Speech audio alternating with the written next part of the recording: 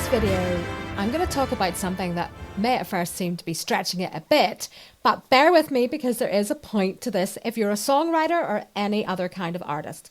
And I'm going to talk about 5 things that The Lord of the Rings, both the novels and the movies, taught me about songwriting. Now, I can hear you all saying that that's a bit tenuous, but if you think of an artwork that you really, really love and think about what it was that caused you to form such a strong connection to that work of art, that's going to help you as an artist no matter what art form you're writing in.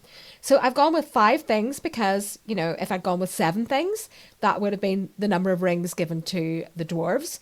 If I'd gone with 3 things, that would have been the number of rings given to the elves, and this is somewhere in between. So let's get started with number 5, and you're really going to want to hang out for number 1 because it's the best piece of advice that any artist could be given. Okay, so number 5. The Lord of the Rings has relatable characters. Of course it does, you're saying. It's a book, it's a movie, it needs to have relatable characters. Does a song?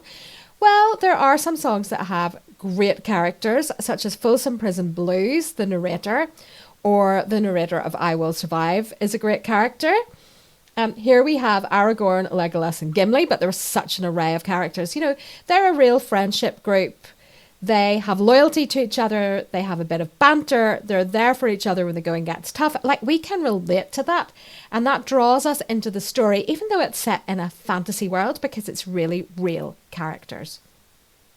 So now let's look at number 4, which is The Lord of the Rings has a great story. Of course it does, you say again, and there's thousands of pages to tell that story. In a song we only have 3.5 minutes. True, but a song should still have a story.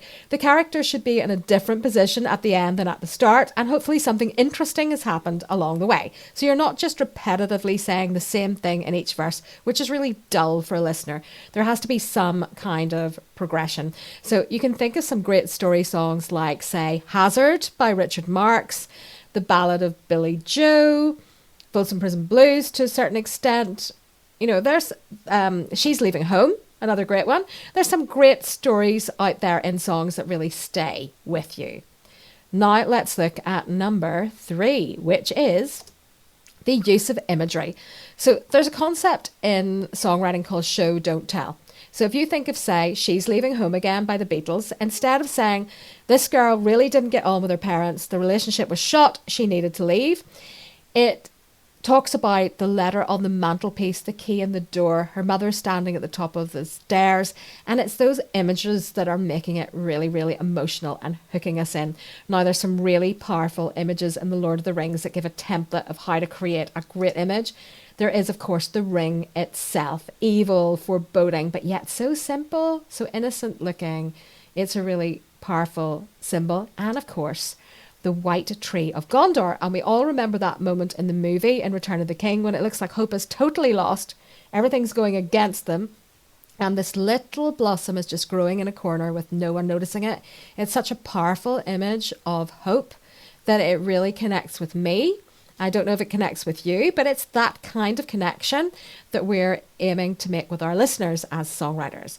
So we're getting down to the wire now, the big 2 things that I learned from Tolkien and The Lord of the Rings as a songwriter. At number 2, Tolkien very much draws on his own experience.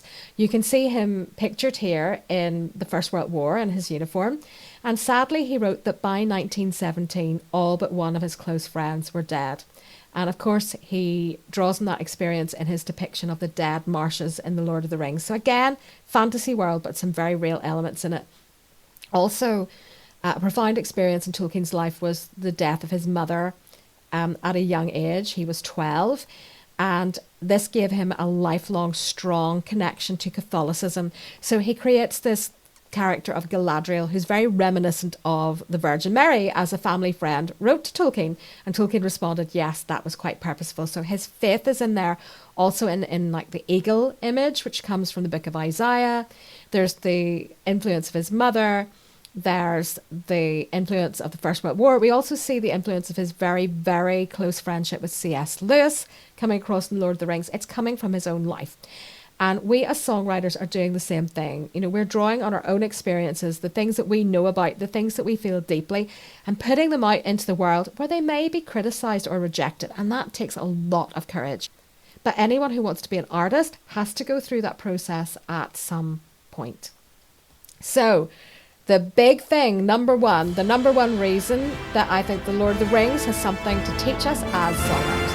And that is Tolkien's idea of applicability. What on earth, I hear you cry. I've waited all the way through this video and this is your number one? Well, basically, I should explain.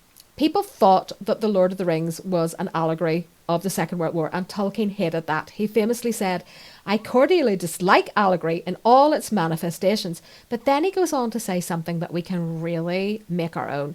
I think that many confuse applicability with allegory, but the one resides in the freedom of the reader and the other in the purposed domination of the author. So, in other words, people have to be able to read your work freely and apply it to their own lives. My songwriting tutor once said that a good song makes you believe it's the singer's story, but a great song makes you believe that it's your story as the listener. So although Tolkien is talking about his own experience, other people relate to it. I do. I relate to the relationship between Frodo and Bilbo, having been responsible for caring for an elderly relative and having had, a close relationship with that person. Also, at the time that I was watching The Two Towers, I had been diagnosed with a lifelong disabling condition that's really quite painful, and I was finding it tough to process that I was going to be in pain for the rest of my life and become progressively more disabled. I was watching the Helm's Deep battle in the movie, and there's that moment when suddenly Gandalf returns, and he's promised he's going to return, but everyone's kind of forgotten in the fray of the battle.